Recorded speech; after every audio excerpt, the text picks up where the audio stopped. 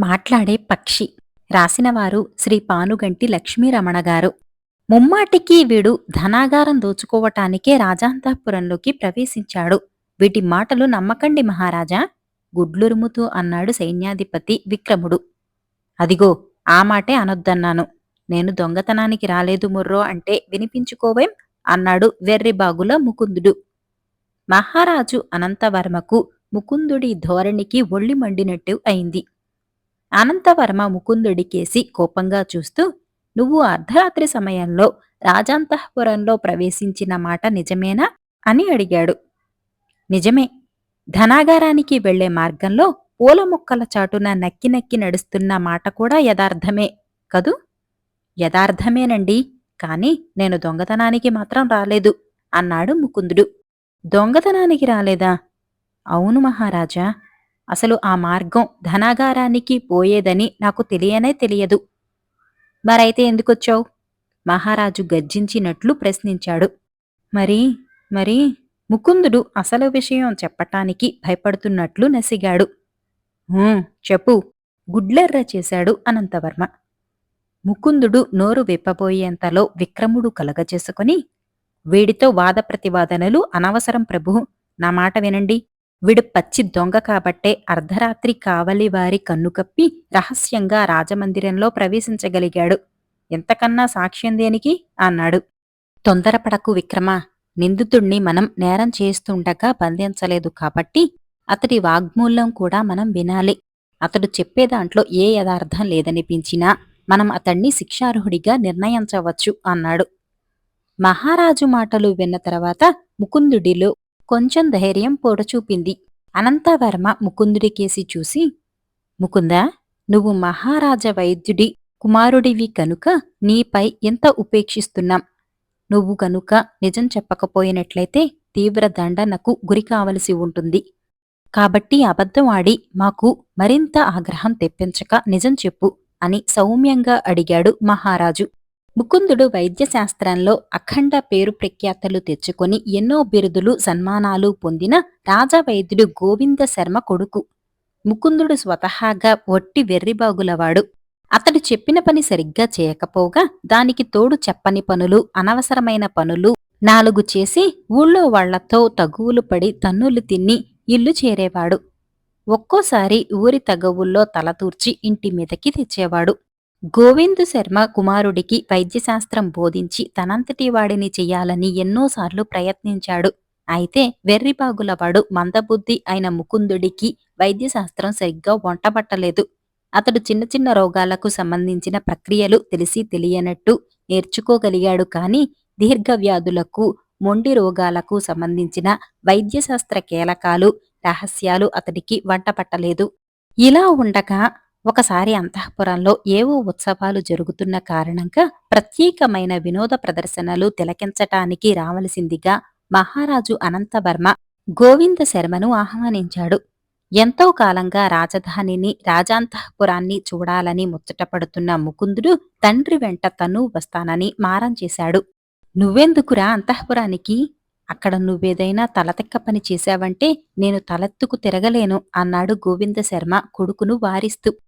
చాన్నాళ్ల నుంచి అంతఃపురానికి తీసుకెళతానని చెబుతూ ఇప్పుడు అవకాశం వచ్చినా కూడా ఇలా సాకులు చెప్పటం నాకు నచ్చలేదు నాన్నగారు. ఏమైనా సరే మీతో పాటు నన్ను తీసుకువెళ్లి తీరాలి అని పట్టుపట్టాడు ముకుందుడు. ముకుందుడిది ఒట్టి మొండి పట్టుదల అని తెలిసిన గోవిందశర్మ ఇక రాజధానికి అతన్ని తీసుకువెళ్లక తప్పదని నిర్ణయించుకుని ముకుందుడికేసి చిరునవ్వు ముఖంతో చూస్తూ, సరే ముకుందా, తీసుకువెళతాను. ఆ మాటకు ముకుందుడు ఎగిరి గంతేసి, నాన్నగారు చాలా మంచివారు అన్నాడు పసివాడిలా ఎగిరి చప్పట్లు కొడుతూ. ముకుందుడి పసితనపు చేష్టలు చూసి గోవిందశర్మకు ఏడవాలో నవ్వాలో తోచలేదు. అయితే గోవిందశర్మ మనసులో అప్పటికప్పుడు ఒక ఆలోచన కలిగింది. అదేంటంటే ముకుందుడిని ఇలా తన కూడా నలుగురులోకి తీసుకువెళ్లటం ద్వారా అతనిలోనూ అతని ప్రవర్తనలోనూ ఏదైనా మార్పు తీసుకురావచ్చు. అలా తీసుకువెళ్లటం వల్ల ఏది ఎలా ఉన్నా సభ్యత, సంస్కారమైన అలవడతాయి అనిపించింది. బయలుదేరదామా అన్నాడు ముకుందుడు. ఆ అయితే ఒక్క షరతు. ఏమిటది? నువ్వు అక్కడ ఎట్టి పరిస్థితిలోనూ పెదవి విప్పి మాట్లాడకూడదు. ఎందుకని? అది అడక్కూడదు అన్నాడు గోవిందశర్మ. అది కాదు మరి ముందు నేను చెప్పింది ఇష్టమేనా చెప్పు. సరే మీ ఇష్టం. నా వెంట ఉండి నా వెంటనే తిరిగి మళ్ళీ నాతోనే వచ్చేయాలి అని చెప్పాడు గోవిందశర్మ. మరి ఎవరైనా పలకరిస్తే మితంగా మాట్లాడాలి. పేరడిగితే చెప్పాలి. అలాగే. అయితే దుస్తులు మార్చుకుని మంచి దుస్తులు వేసుకురా అన్నాడు గోవిందశర్మ. ముకుందుడు రాజోచితమైన దుస్తులు ధరించి తండ్రితో పాటు రాజధానికి పోయాడు. రాజమార్గం గుండా వినోదాలు, విచిత్ర వేషధారణలతో పోతున్న వాహనాలను తిలకిస్తూ ఎంతో సంబరపడుతూ నడుస్తున్న ముకుందుడి పాదాలు ఒకచోట టక్కున ఆగిపోయాయి. దానికి కారణం అంతఃపుర గవాక్షం నుండి వినోద ప్రదర్శనలను గమనిస్తూ అక్కడ పల్చటి పరదాల మాటున నిలుచున్న రాకుమారి మధులత. రాకుమారి మధులత అసమాన సౌందర్యరాశి. ఆమె అందాన్ని చూస్తూనే ముకుందుడు ముగ్ధుడైపోయాడు. అతని కాళ్ళు ఉన్నచోటు నుండి కదలటం మానేశాయి. అదే సమయంలో రాకుమారి మధులత కూడా ఆ పరదాల మాటు నుండి ముకుందుడిని చూసింది. ముకుందుడు వెర్రిబాగులవాడే కాని అతడు మన్మధుణ్ణి తలదన్నే అందగాడు. అతగాడి అందాన్ని చూస్తూనే మధులతకు మూర్ఛపోయినంత పనయింది. ఇద్దరి కళ్ళు కలిశాయి. మనసులు ప్రేమ పారవస్యంతో మునిగి తేలుతున్నాయి. వారిరువురు వినోద ప్రదర్శనలు తిలకించటం లేదు. ఒకరినొకరు తనివితీరా చూసుకోసాగారు. గోవిందశర్మ కొంత దూరం వెళ్ళినవాడు తన వెంట ముకుందుడు రాకపోవటం గమనించి వెనుదిరిగి వచ్చి రెప్పలార్చకుండా అంతఃపుర గవాక్షం కేసే చూస్తున్న ముకుందుడి చెయ్యి పట్టుకుని వెంటలాక్కుపోయాడు. రాజబంధులతో పాటు ఉచితమైన ఆసనంలో ఠీవిగా కూర్చుని వినోద ప్రదర్శనలు తిలకిస్తున్నాడన్న మాటే కాని అతడి మనస్సులో నిలవటం లేదు. అతడికి రాకుమారి అందమే గుర్తుకు వస్తుంది. అయితే అక్కడే మహారాజుగారి సరసన కూర్చున్న రాకుమారి మధులత ఒకమారు వెనుకకు తల తిప్పి గోవిందశర్మ పక్కన కూర్చుని ఉన్న ముకుందుడికేసి చూసి చిరునవ్వు విసిరింది. ఆ చిరునవ్వుతో ముకుందుడు చిత్తయిపోయినట్టు అయిపోయాడు. వినోద ప్రదర్శనలు ముగిశాయి. రాకుమారి మధులత మహారాజు అనంతవర్మ వెంట అంతఃపురంలోకి వెళ్లిపోతూ వెనుదిరిగి ముమ్మారు ముకుందుడికేసి చూసి ముచ్చటైన చిరునవ్వులు చిందిస్తూ తన కనురెప్పల కదలికలతో తన ప్రేమ సందేశాన్ని అతడికి అందించింది. తండ్రితో పాటు ఇంటికి తిరిగి వచ్చేసిన ముకుందుడికి మనసులో ఏదో వెలితి ఏర్పడినట్టయింది. అతడికి తిండి సహించలేదు, నిద్ర పట్టలేదు. ఎటు చూసినా అతడి కంటికి రాకుమారి మధులత సుందర రూపమై గోచరించసాగింది. ఆమె తన వైపు చూసినప్పుడు నవ్విన చిరునవ్వే అతడికి గుర్తుకు రావటం మొదలెట్టింది. అతడు లోలోపల బెంగపడుతూ మూగవాడిలా గడపసాగాడు. అంతుపట్టని ఆలోచనతో ఎప్పుడూ ఏదో ఒక అల్లరి పని చేస్తూ ఆకతాయిలా తిరుగుతూ హుషారుగా ఉండే ముకుందుడు అలా మన్నుతిన్న పాములా పడి ఉండటం గోవిందశర్మకు ఎంతో ఆశ్చర్యాన్ని కలిగించింది. అతడలా ఎందుకున్నాడో అన్న విషయం ఎంత ఆలోచించినా గోవిందశర్మ బుద్ధికి అంతుపట్టలేదు. అప్పటికే 3 రోజులుగా అన్నపానీయాలు మాని బెంగతో నీరసించిపోయాడు ముకుందుడు. అసలు తన కొడుకు మనోవేదనకు కారణమేమిటో తెలుసుకోవాలని గోవిందశర్మ ఒకనాడు, నాయనా ముకుందా, ఎందుకలా ఉంటున్నావ్? సరిగా భోజనం కూడా చేయటం లేదెందుకని? నువ్వెందుకలా బెంగపడిపోతున్నావ్? చెప్పు నాయనా, నీకేం కావాలి? అని బుజ్జగిస్తూ పసిపిల్లవాణ్ణి అడిగినట్టుగా అడిగాడు గోవిందశర్మ. తండ్రి అలా ఆప్యాయంగా అడిగేసరికి ముకుందుడికి ఎక్కడలేని దుఃఖం ముంచుకు వచ్చింది.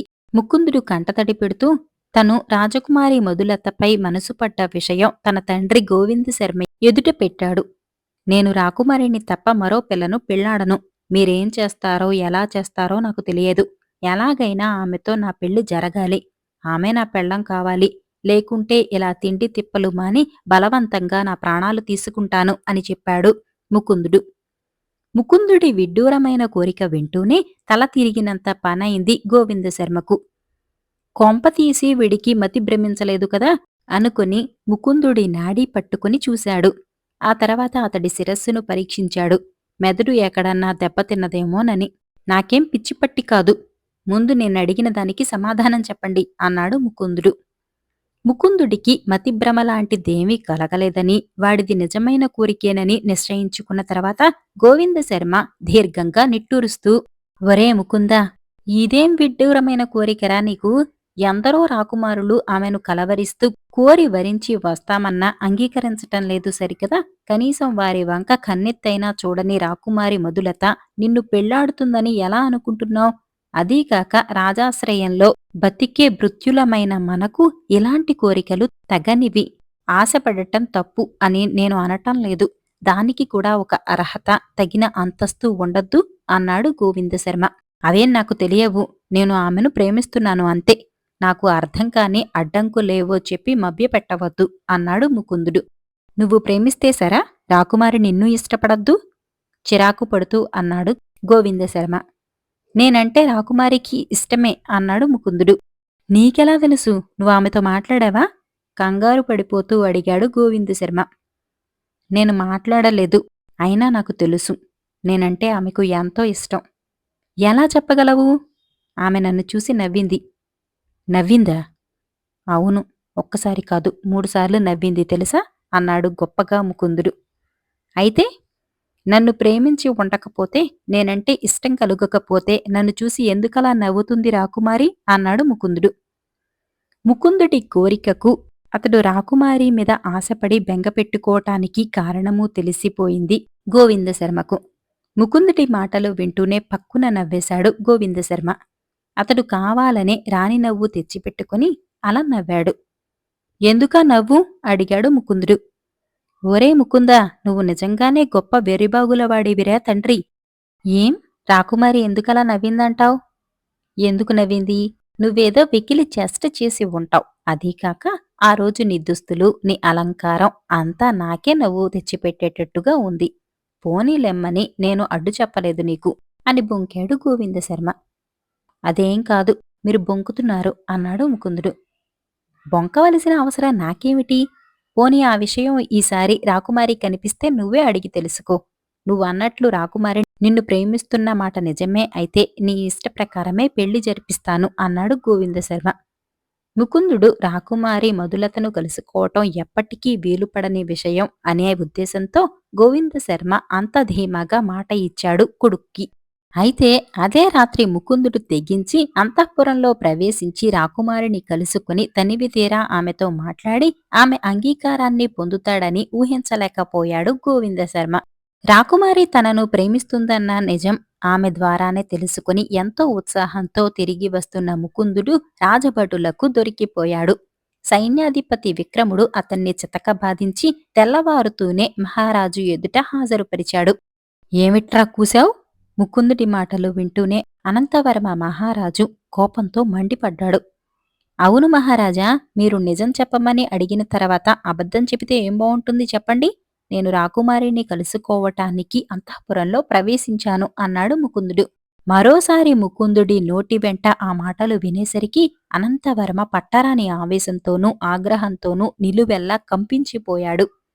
ఆ వెంటనే, విక్రమా, ఈ బుద్ధిహీనుణ్ణి, పొగరుబోతును తక్షణం చెరసాలలో వేయించి చిత్రవధ చేయించు, తెల్లవారుతూనే తల తీయించు అని ఆజ్ఞాపించి అక్కడి నుంచి నిష్క్రమించాడు మహారాజు అనంతవర్మ. అనంతవర్మ ముకుందుడికి మరణదండన విధించిన విషయం తెలియగానే గోవిందశర్మ గోడుగోడుమంటూ మహారాజును ప్రాధేయపడ్డాడు తన కొడుకుని ప్రాణాలతో విడిచిపెట్టమని. అయితే అంతకుముందే రాకుమారి మధులత మహారాజును కలుసుకుని తను ముకుందుణ్ణి ప్రేమిస్తున్న విషయం యథార్థమేనని చెప్పింది. అందుకు అనంతవర్మ ఆగ్రావేశపరుడై ఎందుకు కొరకరాని ఆ బుద్ధిహీనుణ్ణి వరించి వంశప్రతిష్టలకు అపకీర్తి తెచ్చిపెట్టే సాహసానికి పూనుకోవద్దని హెచ్చరించాడు.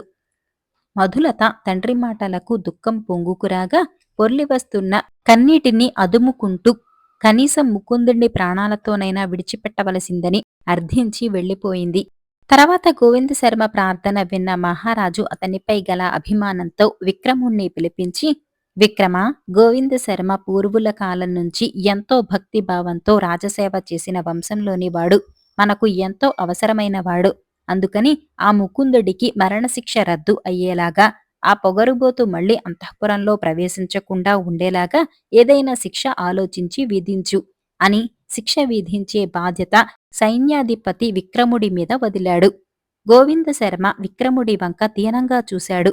అయితే విక్రముడు అప్పటికే మధులతను తన మనసులో గాఢంగా ప్రేమిస్తున్నాడు.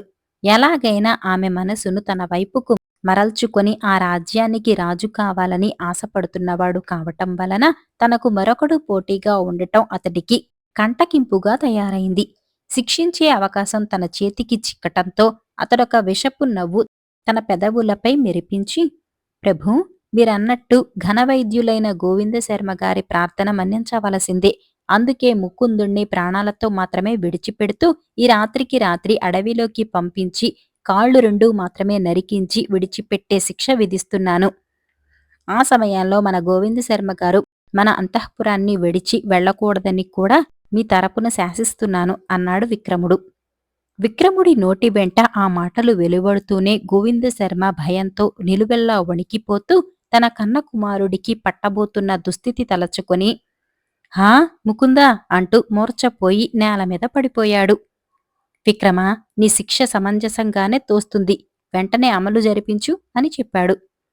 ఆ వెంటనే విక్రముడు నలుగురు భటులను పిలిపించి ముకుందుడికి తను విధించిన శిక్ష వివరించి చెప్పి అది అమలు జరిపి రమ్మని ఆజ్ఞాపించాడు. సైన్యాధిపతి విక్రముడి ఆజ్ఞ ప్రకారం నలుగురు భటులు ముకుందుణ్ణి ఆ రాత్రికి రాత్రే అరణ్యానికి తీసుకుపోయి నట్టడవిలో అతడి పెడరక్కలు విరిచి కట్టి 2 కాళ్ళు మోకాళ్ల వరకు నరకేసి అతణ్ణి అడవిలోనే వదిలేసి వచ్చారు. ఆ బాధకు తట్టుకోలేక ముకుందుడు పెద్ద పెట్టున ఆర్తనాదం చేస్తూ మూర్ఛపోయాడు. సూర్యకిరణాలు వేడిగా ముఖానికి సోకటంతో మెలకువ వచ్చింది. కాళ్ళు రెండూ నరికిన చోట విపరీతంగా నొప్పి పెడుతూ ప్రాణాలను తోడేస్తున్నట్టున్నాయి. అవి రక్తం ఓడి ఓడి నరికిన చోట గెడ్డకట్టుకుపోయింది. విపరీతమైన దాహంతో నాలుక పిడచకట్టుకుపోయింది. అతడు తన దుస్థితిని తలచుకొని చింతిస్తూ చేతులు నేలకు ఆనించి శరీరాన్ని ముందుకు ఏడుస్తూ ఆ మహారణ్యంలో నీటి కోసం వెతకసాగాడు. కొంతసేపటికి అతడు బాగా దట్టంగా చెట్ల గుబురులతో పొదలతో ఉన్న ప్రదేశం చేరుకున్నాడు. అంతలో ఎక్కడ్నుంచి వచ్చి పడిందో ఒక అద్భుతమైన అందమైన పంచవన్నెల పక్షి ఒకటి అతడి ముందు పడింది. దాని రెక్కల మధ్య బాణం ఒకటి గుచ్చుకొని ఉంది. అది బాధతో విలవిలలాడుతూ తన అందమైన పొడుగాటి రెక్కలతో టపటప కొట్టుకోసాగింది. ముకుందుడు అంత బాధలోనూ అద్భుతమైన పక్షిని చూసి అబ్బురపడ్డాడు. అటువంటి పక్షిని అతడు ఇదివరకెన్నడూ చూసి ఉండలేదు. ఎవరూ చెప్పగా కూడా విని ఉండలేదు. అందమైన పొడుగాటి రెక్కలు, చక్కని వంకె తిరిగిన ముక్కు, నెత్తిన కిరీటంలా అమర్చి ఉన్న కుచ్చు, గుజ్జుగా ఉన్న తోక ఆ పక్షి శరీరాన్ని మించిన పొడుగ్గా ఉంది. దాని బాధ చూసి ముకుందుడు తన బాధను మరచిపోయి విలవిలలాడాడు. అంతలో సమీపంలో ఏదో చప్పుడైంది. ఆ సమయంలో ఆ పక్షి విచిత్రంగా మాట్లాడుతూ, ఆ దుర్మార్గుడు వస్తున్నాడు, నన్ను రక్షించు, నన్ను రక్షించు అని మాట్లాడింది. ముకుందుడికి ఎక్కడలేని ఆశ్చర్యం కలిగింది. అతడు తన ఆశ్చర్యాన్ని మనసులోనే అణచుకుంటూ ఆ పక్షిని తన దుస్తుల మాటుకు చేర్చుకుని గబగబా గుబురు పొదల మాటు తన శరీరాన్ని ఇడ్చుకుంటూ పోయి పొదల మాటున దాక్కున్నాడు. అంతలో 2 ఆటవిక వేటగాళ్లు ఆ పక్కగా ఆ పక్షిని వెతుక్కుంటూ వచ్చి అక్కడ పొదలను కదిలించి చూడసాగారు.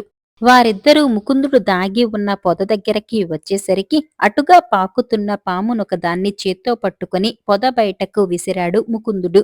పొద బయట పడ్డ పాము బుసకొడుతూ చరచరా పాకుతూ ఆ పొదకు మరో దిశగా పోవటం చూసిన వేటగాళ్లు ఇద్దరూ ఆ పాము వచ్చిన పొదను సమీపించటానికి భయపడి ఆ చుట్టుపక్కల కొంచెంసేపు వెతికి విసుగుదలతో తిరిగి వెళ్లిపోయారు.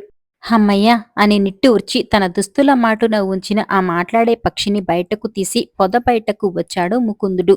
ఆసరికే ఆ మాట్లాడే పక్షి నీరసంతో తల వాల్చేసింది. ముకుందుడు ఆలస్యం చేయకుండా ఆ పొదలోంచి కొన్ని ఆకులు తుంచి అక్కడ ఒత్తుగా పరచి మాట్లాడే పక్షిని దానిమీద పరుండబెట్టాడు.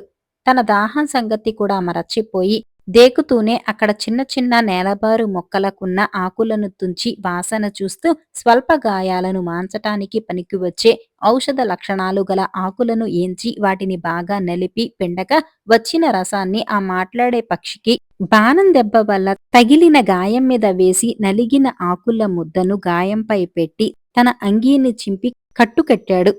కొంతసేపటికి ఆ మాట్లాడే పక్షి తేరుకుని కృతజ్ఞతగా అతడికేసి చూస్తూ అతడి తొడమీద ఆప్యాయంగా తారట్లాడింది. ఇంత మంచివాడివి, భూతదయగలవాడివి, అయినా నీకీ దుస్థితి ఎలా వచ్చింది? నిన్ను ఇలా చేసిన దుష్టులు ఎవరు? అని అడిగింది మాట్లాడే పక్షి. గుప్పెడంత ఉన్న ఆ పక్షి ఎంతో ముచ్చటగా మాట్లాడుతూ ఉంటే ఎంతో ఆనందపడ్డాడు. దాన్ని తన చేతిలోకి తీసుకుని ఆప్యాయంగా తోక నిమురుతూ, నా సంగతంతా తర్వాత చెబుతాను కాని ఆకాశంలో తిరిగేదానివి కదా, నాకిన్ని నీళ్లు దొరికే చోటు చూపించదవా? దాహంతో గొంతు ఎండిపోయింది అన్నాడు. ఆకుతో దోణి చేసి ఇవ్వు, నేను పోయి నీళ్లు తెస్తాను. నువ్వు అంత దూరం రాలేవు అంది మాట్లాడే పక్షి. ముకుందుడు ఆకులతో దోణి చేసి ఇచ్చాడు. మాట్లాడే పక్షి ఆ దోణెను ముక్కుతో కరచి పట్టుకుని క్షణంలో గాల్లోకి ఎగిరి రెప్పపాటు కాలంలో తిరిగి నీటితో అతని ముందు వాలింది. అంతటి స్వల్ప సమయంలో తిరిగి వచ్చిన ఆ పక్షి వేగానికి ముకుందుడికి ఎక్కడలేని ఆశ్చర్యం కలిగింది. అతను నీటిని ఆత్రంగా గడగడా తాగేసి తన దాహం తీరిన మీదట తన ఆశ్చర్యాన్ని బయటపెట్టాడు. అసలే గాయపడి ఉన్న నువ్వు ఎగరటమే ఆశ్చర్యం. అందులోనూ ఇంత వేగంగా ఎలా తిరిగి రాగలిగావు అని అడిగాడు. అదే కదా నాలో ప్రత్యేకత. ఎంత దూరమైనా చిటికెలో తిరిగి రాగలను. ఎంతటి బరువునైనా మోయగల శక్తి నాకున్నది. అసలు అందుకోసమే ఆ వేటగాళ్లు నా వెంట పడింది. నా సంగతి మొత్తం తర్వాత చెబుతాను కాని నీ విషయం చెప్పు వింటాను అంది. ముకుందుడు తన వృత్తాంతం మొత్తం చెప్పాడు. ఆ పక్షి ముకుందుడి ముఖం వంక తెరిపారా చూస్తూ ఎగిరి అతని భుజం మీద వాలి, ఆ రాజెవడో వెర్రిబాగులవాడిలాగా ఉన్నాడు. నిన్ను తన కూతురికి ఇచ్చి చేయటానికి నీ అందము మంచితనము చాలు. ఇంతకంటే అర్హతలు ఇంకేం కావాలి అంది పక్షి. ఇప్పుడు నువ్వు అలా అని మాత్రం ఏం ప్రయోజనం? నా మధులత నాకు దక్కకుండా పోయింది. నడిచేందుకు కాళ్ళు లేవు. ఇంక బ్రతికి ఏం ప్రయోజనం? ఈ అడవిలో ఏ జంతువుకైనా ఆహారమై చచ్చిపోవాలనుంది అన్నాడు ఏడుస్తూ ముకుందుడు. బాధపడకు. కష్టాలు వచ్చినప్పుడే నిబ్బరంతో ఉండాలని మా పూర్వులెవరో చెప్పేవారు. నీ కాళ్ళు నేను తిరిగి ఇవ్వలేను కాని అవి తిరిగి వచ్చే ఉపాయం చెబుతాను అంది పక్షి. ఆ మాట వింటూనే ముకుందుడి ముఖం ఆనందంతో వెలిగిపోయింది. అతడు తన కన్నీటిని తుడుచుకుంటూ, నిజమా? పోయిన కాళ్ళు మళ్లీ అతుక్కునే ఉపాయం నీకు తెలుసా అని ఆశగా అడిగాడు. అవును ముకుందా. ఏమిటది? ఈ అడవిలో చాలా దూరం పోతే ఒక నిర్జన ప్రదేశంలో ఒక ఆశ్రమం కనిపిస్తుంది. అందులో యవ్వనవతి సౌందర్యరాశి అయిన ఒక మునికన్య కనిపిస్తుంది. ఆమె చాలా జాలిగుణం కలది. ఆమెను ఆశ్రయిస్తే నీ దుస్థితిని తొలగించవచ్చు. అయితే పగటిపూట ఆమె ఎవరికీ కనపడదు. చీకటి పడిన వెంటనే ఆశ్రమం తలుపులు తెరుస్తుంది అంటూ మునికన్యను గురించి చెప్పింది పక్షి. ముకుందుడిలో కలిగిన సంతోష ఛాయలు అంతలోనే మాయమయ్యాయి. అతనిలో మళ్లీ విచారం అలముకుంది. అతడు దిగులుగా ముఖం పెట్టి పక్షికేసి చూస్తూ, సరే, కాళ్ళు లేని వాడిని, తిండి తిప్పలు లేక శుష్కించిపోయిన ఈ శరీరాన్ని అంత దూరం ఎన్ని రోజులకని ఈడ్వగలను? ఈ అడవిలో ఈలోగా ఏ పులో సింహమో నన్ను నోటకరచుకొని పోదని నమ్మకమేమిటి? చావే నా ముఖాన రాసిపెట్టి ఉంది. నువ్వు ఉపాయం చెప్పి మాత్రం ఏమిటి లాభం అని వాపోయాడు ముకుందుడు. ముకుందా, మీ నాన్నగారు మహారాజుగారు చెప్పినట్టు నువ్వు వెర్రిబాగుల వాడివే సుమా అంది మాట్లాడే పక్షి. నువ్వు కూడా అంటున్నావు కాబట్టి ఆ మాట నిజమే కావచ్చు అన్నాడు. ఆకలితో నీ బుద్ధి మరింతగా మందగించిపోతున్నది కాబోలు. కాసిన్ని ఫలాలు తెచ్చి పెడతాను, అవి తిని బెంగపడ్డం మానేయ్ అంటూ తుర్రుమని ఎగిరి క్షణంలో రకరకాల పళ్లను నోటకరచుకొని అతని ముందుంచింది. ముకుందుడు ఆ పళ్లను తిని ఆకలి తీర్చుకున్నాడు. చక్కగా ఆకులతో బలమైన ఉయ్యాల అల్లుకొని దానిలో కూర్చో, నేను నిన్ను క్షణంలో మోసుకుపోతాను అంది పక్షి. ఆ చుట్టుప్రక్కల ఉన్న లతలను తీగలను తీసుకువచ్చి అతని ముందు కుప్పగా పోస్తూ, నువ్వా? నా బరువు మోయగలవా ఆశ్చర్యంగా అడిగాడు ముకుందుడు. అయ్యో, అప్పుడే మరచిపోయావా? ఇంతకు ముందే చెప్పాను కదా, నేను ఎంతటి బరువునైనా మోయగలనని, ఎంతటి దూరమైనా క్షణంలో చేరగలనని అంది పక్షి. పక్షి మాటలు వింటూనే ముకుందుడు ఆనందంతో ఆశ్చర్యంతోనూ తలమునకలవుతూ పక్షి తెచ్చి ఇచ్చిన లతలతోనూ తీగలతోనూ తను కూర్చోగలిగినంత, తన బరువును ఆపగలిగినంత బలంగా ఉయ్యాలను తయారుచేసి దానిలో తను కూర్చున్నాడు ముకుందుడు. ఉయ్యాల రెండు చివర్లు ముడివేసిన చోట పట్టుకుని దూది పింజను నోటకరుచుకుపోతున్నంత తేలికగా ముకుందుడితో సహా ఉయ్యాలను గాల్లో తేల్చి ఎగరసాగింది అత్యంత వేగంతో పక్షి. ఆ పక్షి ఎంత ఎత్తులో ఎంత వేగంతో ఎగురుతోందో కూడా ఊహించటం కష్టమైపోయింది ముకుందుడికి. మహావృక్షాలు పిల్ల మొక్కలుగాను, సెలయేళ్లు చిన్న చిన్న నీటి గుంటలుగాను కనిపించసాగాయి అతని కంటికి.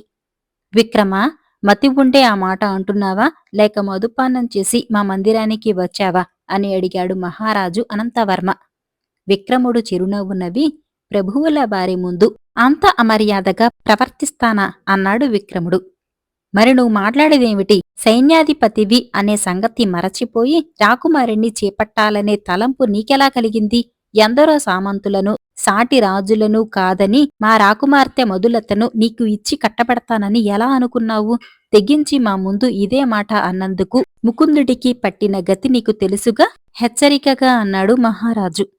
నా విషయంలో మీరు అంత తొందరపడే అవసరం లేదు మహారాజా. ఒకే ఒక మాట ఖచ్చితంగా సెలవీయండి. అవునంటే ఆనందంగా మీకు పాదాభివందనం చేస్తాను. కాదంటే ఆ కాదంటే ఇంకా తమరు అనలేదుగా? నీచుడా, సైన్యాధిపతివని ఎంతసేపు నీతో మాట్లాడాను. ఒక్కనాటికి కూడా నీ కోరిక నెరవేరదు. ముందు బయటకు నడు. ఈ రోజు నుంచి నువ్వు ఈ రాజ్యానికి సైన్యాధిపతివి కావు. ఆ అర్హత నీకు లేదు అన్నాడు ఆనందవర్మ కోపంతో గర్జిస్తూ. మీ మాటలు అక్షరాలా నిజం మహారాజా. ఈనాటి నుంచి నాకు సైన్యాధిపతి జాతకం పోయిన మాట నిజమే. నేను రాజును కాబోతున్నాను, మీ కుమార్తె మధులతను వివాహం చేసుకుని అన్నాడు విక్రముడు మహారాజు కోపాన్ని ఏమాత్రం లెక్క చేయకుండా. ఎంత పొగరు నీకు! నిన్ను ఆవేశపడవద్దు ప్రభూ. ఈ మధ్య మీకు ఒట్టినే ఆగ్రహం కలుగుతుంది. మన రాజవైద్యులతో సంప్రదించి మంచి ఔషధం సేవించండి. ఎవర్రా అక్కడ అని భటులను పిలిచి ప్రభువుల వారికి మతిభ్రమించింది.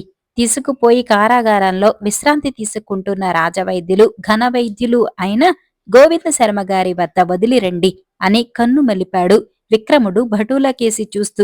మహారాజు విస్తుపోయి ఏదో అనబోయేంతలో నలుగురు భటులు ఆయన శరీరానికి నాలుగు ప్రక్కల కత్తులు ఆనించి నిలబడగా మరో నలుగురు ఆయన పెడరెక్కలు విరిచి కట్టేసి కారాగారంలో పడేశారు. అక్కడే చిక్కి శల్యావస్థలో ఉన్న గోవిందశర్మ కారాగారంలో తనకు తోడుగా అన్నట్టు బందీగా ప్రవేశించిన మహారాజును చూసి నోట మాట రాక అలాగే ఉండిపోయాడు. అదిగో ఆ కనిపించేదే మునికన్య సుమావళి ఆశ్రమం. సూర్యుడు అస్తమించేసరికి ఆమె తలుపు తెరుస్తుంది. ఆమెను సౌమ్యంగా పలకరించి నీ దీనావస్థ నుంచి రక్షించమని చెప్పు. నేను మళ్ళీ రేపు ఉదయం కనిపిస్తాను అంటూ మాట్లాడే పక్షి అక్కడ నుంచి తుర్రుమని మాయమైంది. ముకుందుడు దేకుతూ ఆశ్రమం ముంగిలి చేరుకొని కూర్చున్నాడు. సూర్యుడు అస్తమించాడు. ఆ అడవి ప్రాంతమంతా దట్టమైన చీకటి అలుముకుంది. విచిత్రం, సుమావళి ఉండే ఆశ్రమం ప్రాంతం చుట్టుప్రక్కల మాత్రం ఏదో వింత కాంతి వెలుగును వెదజల్లుతుంది. ఆశ్రమం తలుపులు తెరుచుకున్నాయి. తెల్లటి దుస్తులు ధరించిన ఒక యవ్వనవతి అద్భుత సౌందర్య శోభతో వెలిగిపోతూ బయటకు వచ్చింది. ఆమె ఆశ్రమ ముంగిలిని శుభ్రపరచి చక్కటి ముగ్గులతో తీర్చిదిద్దింది. ఆ తర్వాత ఆశ్రమం చుట్టూతా సన్నని గీతలు గీసింది. అంతవరకు ఆమె ముకుందుడి వంక కన్నెత్తైనా చూడలేదు. ముకుందుడు కూడా మౌనంగానే ఉండిపోయాడు. ఆమె తన పనులు ముగించుకొని ఇటు తిరిగి ముకుందుడికేసి చూస్తూనే కళ్ళు విచిత్రంగా పెద్దవి చేస్తూ అతడి అందానికి ముగ్ధురాలైనట్టు ముఖం నిండా నవ్వును వెలిగించి, సుందరా, నువ్వు ఎవరు? నీకు ఈ దుస్థితి ఏమిటి? ఇలాంటి అవస్థలో ఉండి కూడా నువ్వు ఈ భయంకరమైన అడవిలో ఈ ఆశ్రమానికి ఎలా రాగలిగావు అని అడిగింది. ముకుందుడు ఆమెకు తన వృత్తాంతం చెప్పి తన దుస్థితిని తొలగించవలసిందిగా వేడుకున్నాడు.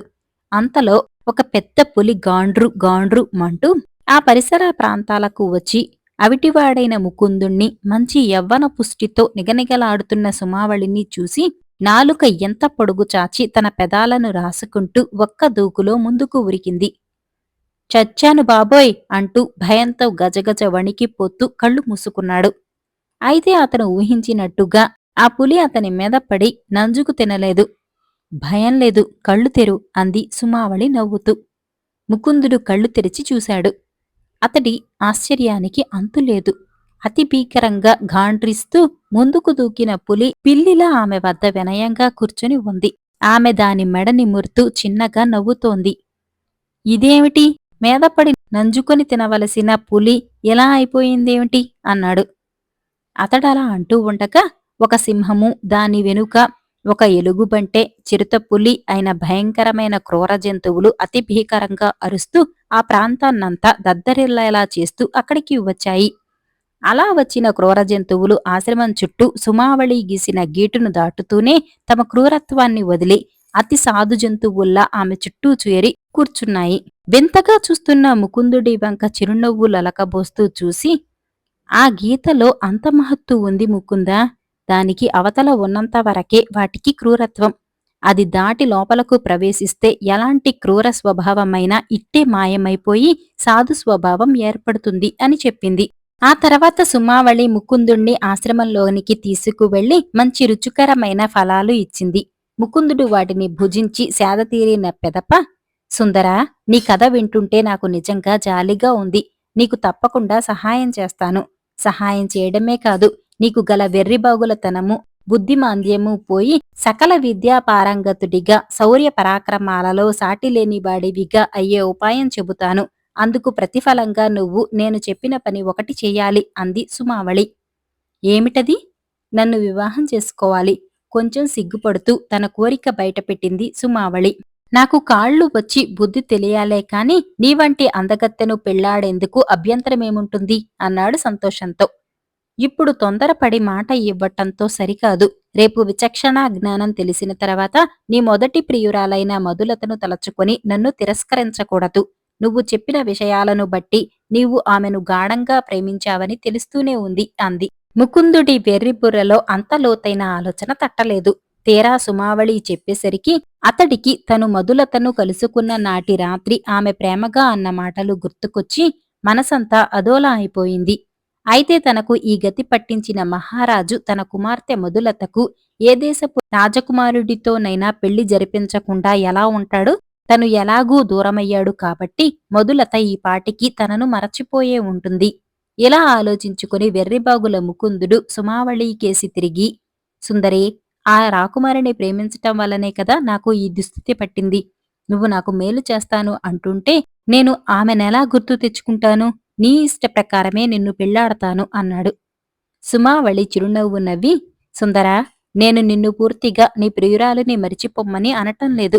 1 సంవత్సర కాలం నాతో పాటు కాపురం చేసిన పెదప నీవామెను పెళ్లాడతానంటే నాకు అభ్యంతరముండదు. అదీకాక నీకు ఇష్టమైన ఎడల నేనే నీకు ఆమెతో వివాహం జరిపించి నా సోదరిలా చూసుకుంటాను అంది సుమావళి. నీ ఇష్టం అన్నాడు. అయితే ఇప్పుడే మన వివాహం, ఈ అడవి జంతువులే మన పెళ్లి పెద్దలు. పంచభూతములు సాక్షిగా ఇప్పుడే మన పెళ్లి జరిగిపోతుంది అంటూ లోపలి నుండి 2 పూలమాలలు తెచ్చి ఒకటి ముకుందుడి మెడలో వేసి మరొకటి అతని చేతుల మీదుగా తన మెడలో వేయించుకుంది సుమావళి. వారి పెళ్లిని చూసి అడవి జంతువులు ఆనందంతో చిందులు వేశాయి. ముకుందుడు అనుకున్నట్టు రాకుమారి మధులత అతణ్ణి మరచిపోను లేదు. ఏ రాకుమారుడినో పెళ్లాడనూ లేదు. ముకుందుడు దూరమైన వేదనతో కృంగిపోతున్న ఆమెను గోరు చుట్టు మీద రోకటిపోటు అన్నట్టు సైన్యాధిపతి విక్రముడు తన తండ్రి అనంతవర్మను బంధించి కారాగారంలో ఉంచిందే కాకుండా తనను వివాహం చేసుకోమని ప్రతిరోజు వచ్చి బతిమలాడ్డం, తర్వాత బలవంతంగానైనా తనను చేపడతానని బెదిరించటము ఆమెకు భరింపరాని చిత్రవతగా తయారైంది. అంతకు క్రితమే విక్రముడు వచ్చి ఆ రోజు చీకటి పడేలోగా ఏదో ఒక నిర్ణయం తెలియచేయకపోతే మరుసటి రోజు నిర్బంధంగానైనా సరే మధులతను వివాహం చేసుకుంటానని హెచ్చరించి పోవటంతో ఆమె మనసు మరింత వికలమైపోయింది. జీవితం మీదనే విరక్తి కలిగింది. కన్నతండ్రి కారాగారం పాలయ్యాడు. ప్రేమించిన ముకుందుడు అరణ్యంలో దిక్కులేని అవిటివాడయ్యాడు. అసలు జీవించి ఉన్నాడో లేదో కూడా తెలియదు. అటువంటి దుర్భర స్థితిలో తను ఇంకా బ్రతికి ప్రయోజనమేమిటి? ఏ సుఖం ఆశించి బ్రతకాలి? ఎవరికోసం ఇంకా జీవించాలి? ఇలా ఆలోచించుకుంటున్న మధులత ఆత్మహత్య చేసుకుని తన ప్రాణాలు తీసుకోవాలని నిశ్చయించుకుంది. ఆ నిర్ణయం తీసుకున్న మరుక్షణం ఒక పాత్రలోకి మధుర పానీయాన్ని తీసుకుని తన వేలికున్న వజ్రపు టుంగరాన్ని నేలమీద వేసి చితక్కొట్టి చూర్ణం చేసి ఆ చూర్ణాన్ని మధుర పానీయంలో కలుపుకుంది. ఆమెకు ఒక్కసారిగా ఎక్కడలేని దుఃఖం ముంచుకొచ్చింది. తండ్రిని ప్రియుణ్ణి తలచుకుంటూ ఆ మధుర పానీయ పాత్రను తన పెదవుల దగ్గరకు తీసుకుంది తాగాలని. అంతే, ఎక్కడ నుంచి వచ్చిందో మాట్లాడే పక్షి రివ్వున ఎగురుతూ వచ్చి ఆమె పెదవులను సమీపించబోతున్న పాత్రను తన కాళ్లతో తన్నేసింది. ఆ మందిరంలో ఎగరసాగింది. రాకుమారి, ఏమిటి ఈ అఘాయిత్యం? అంది ఆ అందమైన మాట్లాడే పక్షి. మనుష్య భాషలో ముద్దుగా మాట్లాడగలుగుతున్న ఆ అందమైన పక్షిని చూసి ఎక్కడలేని ఆశ్చర్యం కలిగింది మధులతకి. ఆమె క్షణకాలం పాటు తన విచారాన్ని మరచిపోయి తన చుట్టూ గిరికీలు కొడుతున్న అందమైన పక్షిని చూసి ముచ్చటపడింది. అలా గాల్లోకి గిరికీలు కొడుతున్న పక్షి మధులత భుజం మీదకొచ్చి వాలింది. క్షణం ఆలస్యం అయితే ఏమయ్యేదానివి మధులత? అంది పక్షి. మధులత భుజం మీద వాలిన మాట్లాడే పక్షిని తన చేతుల్లోకి తీసుకుంది. మాట్లాడే పక్షి మధులత చేతి వేళ్ల మీద నిలబడింది. ఆమె పక్షివంక దీనంగా, నిస్సహాయంగా, నిర్లిప్తమైన చిరునవ్వును తెచ్చిపెట్టుకుని చూస్తూ, పక్షిరాజమా, నీవెవరో నాకు తెలియదు కాని నా ప్రాణాలు కాపాడి పుణ్యం సంపాదించుకున్నావని మాత్రం అనుకోవద్దు. నిజానికి నా దైన్యస్థితి, దుర్భరమైన శోక పరిస్థితి నీకు తెలియదు. అన్నింటికీ దూరమైన నేను జీవించటం వ్యర్థం అని నిర్ణయించుకున్న మీదటనే ఈ సాహసానికి ఒడిగట్టాను. నిజానికి నా బాధ నీకు తెలియదు అని వాపోయింది. విచారించకు రాకుమారి, నీ చరిత్ర అంతా నాకు తెలుసు. ముకుందుడు నాకు అన్ని విషయాలు వివరంగా చెప్పాడు అంది మాట్లాడే పక్షి రాకుమారి అందాన్ని పరిశీలనగా చూస్తూ. మిగతా కథను వేరొక భాగంలో తెలుసుకుందాం.